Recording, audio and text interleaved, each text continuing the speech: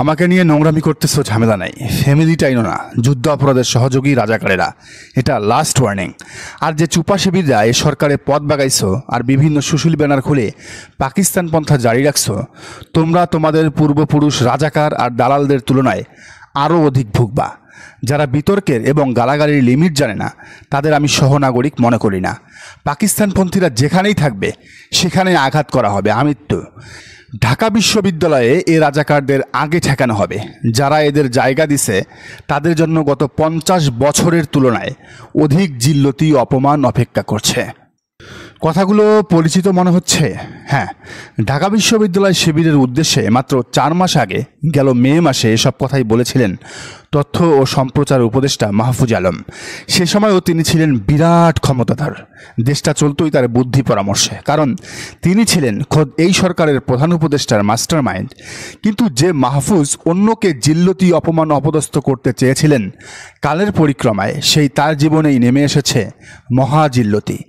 একের পর এক অপদস্থ হওয়ার ঘটনায় জীবনটা বিষিয়ে উঠেছে মাস্টার মাইন্ড মশায়ের। উপদেষ্টাদের মধ্যে সবচেয়ে বেশি জিল্লতির জীবন পার করতে হচ্ছে তার।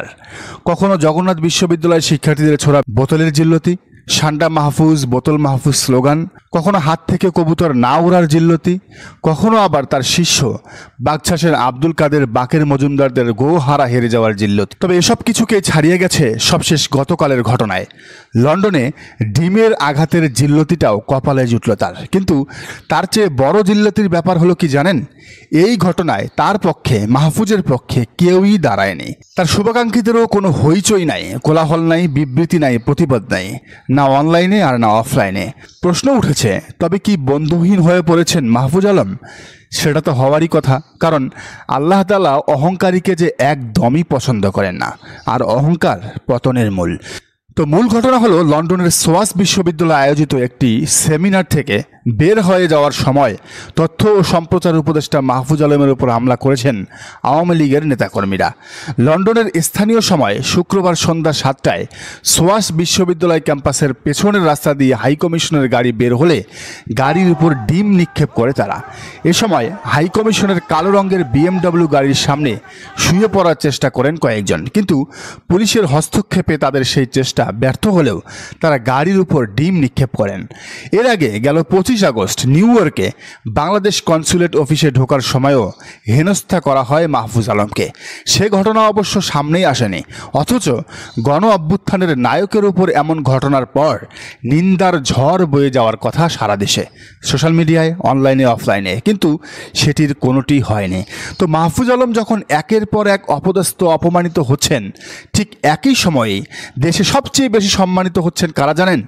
ঢাবি শিবির। যে শিবিরকে তিনি 50 বছরের জিল্লতির জীবন দিতে চেয়েছিলেন।